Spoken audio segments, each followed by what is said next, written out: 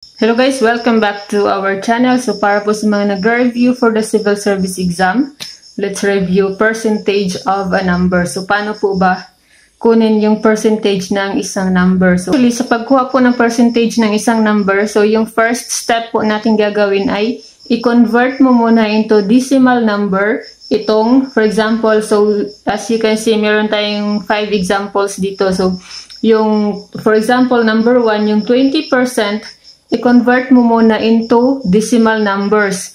Tapos, i-multiply mo by 20. So, yung of, ibig sabihin po niyan ay i-multiply mo po yan. So, for example, let's have 20% of 20. So, i-times mo by 20. Pero, dapat yung 20% ay in decimal form. So, paano ba yung mabilis na pag-convert ng number na nasa percentage form into decimal number? So, napakasimple lang po. Mag-move ka lamang po ng dalawang decimal places to the left. So, take note to the left. So, for example, itong 20% natin, so, i-move natin. Di ba po kapag whole number, yung 20 ay whole number, so yung decimal point ay nandito. Diyan. So, i-move mo yan ng dalawang beses para maging decimal number. So, isa, dalawa. So, ibig sabihin yung decimal number ay dito na in front of 2. So, 20% in decimal form ay 0.2 or 0.20. So, cancel mo na yung 0. So, ganyan lang po yung pag-convert ng percent into decimal. So, take note, yan po yung first step natin. Convert first the percent into decimal, tsaka mo i-multiply dun sa number na pagkukunan mo ng percentage. So, ayan, meron na tayo ditong 0.2 times 20. So, paano mo to i-multiply ng mabilisan? So, ilagay mo na yung 0 dito, tapos 2 times 2 is 4. Tapos take note, isang decimal place. From the right to the left, merong isang decimal place. So, mag-count ka rin dito ng, so I hope na na-review nyo na po yung kung paano mag-multiply ng decimal number. So, lahat ng basic ay i-review nyo para hindi po kayo mahihirapan sa kahit na anong problem solving, lalo-lalo na po sa mga numerical reasoning. Ang dami pong problem solving na nangangailangan ng yung basic skills. So, lahat ng fraction, percentage, ratios, yung mga ganun, dapat i-review mo lahat yun. So, minsan akala natin, alam na natin, or minsan akala natin na madali lang dahil na natutunan na natin sa school. Pero pagdating ng exam, bawal calculator, bawal tapos mabilisan yung oras, so dapat ay pati yung mga basic na review mo. So, proceed na tayo. So, ibig sabihin yung 20% of 20 ay 4. Oh, huwag mo ng 4.0, that is 4. So, cancel mo na yan. So, ganyan lang po. So, again, first step, convert the percent into decimal. So, bakit ba tayo nagmo-move ng dalawang decimal place palagi kapag nag-convert tayo ng ng percentage into decimal?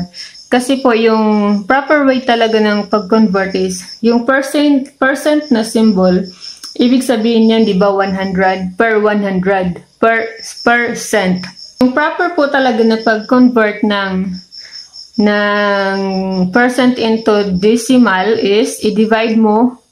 So, di ba, percent. So, i-divide mo yung 20 by 100. So, in short, i-move mo na lamang. Kasi kung gagamitan mo yan ng long division, same lang po yung result. So, i-move mo lamang ng dalawang decimal place. So, ayan. That is 5 divided by 100. So, ganyan mo convert ng percentage into decimal number. So, in short, i-move mo lamang ng dalawang decimal place.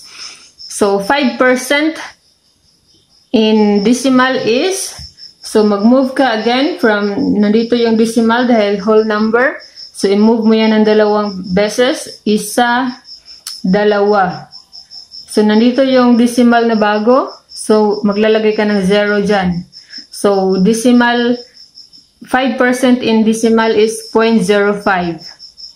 napaka-importante kung saan dapat ilalagay yung decimal point.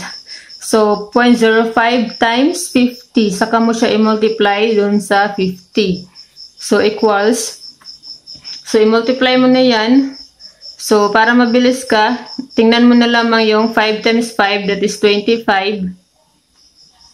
Tapos, may isang 0 dito. Sa 50, merong isang 0. Tapos, yung decimal number, dalawa. Take note, yung decimal number, dalawa. Isa, dalawa. So, isa, dalawa. So, 2.5 is the 5% of 50. So, 2.5. Tapos, dito na tayo, number 3, 10% of 36. So, 10% is, in decimal is, isa, dalawa. So, 0.1. 0.1 times 36. So, napakabilis lang. 36, tapos, isang decimal number. So, 3.6. So, dapat mabilis ka, kaya dapat i-practice mo kahit yung mga pinaka-basic. So, 3% of 24. So, 3% is, again, dalawang decimal place. Nandito na yung bagong decimal point. Tapos, lagyan mo ng 0. So, 0.03 times 24. So, tingnan mo yung 24 times 3, that is 72. Tapos, dalawang decimal number, isa, dalawa. So, 0.72. 3% of 24 is 0.72. Tapos, 10% ulit. So, dalawa pala yung 10% natin. So, 10% ulit. So, isa, dalawa, 0.1 times 500. Equals, so, 500. Tapos, isang decimal place, that is 50.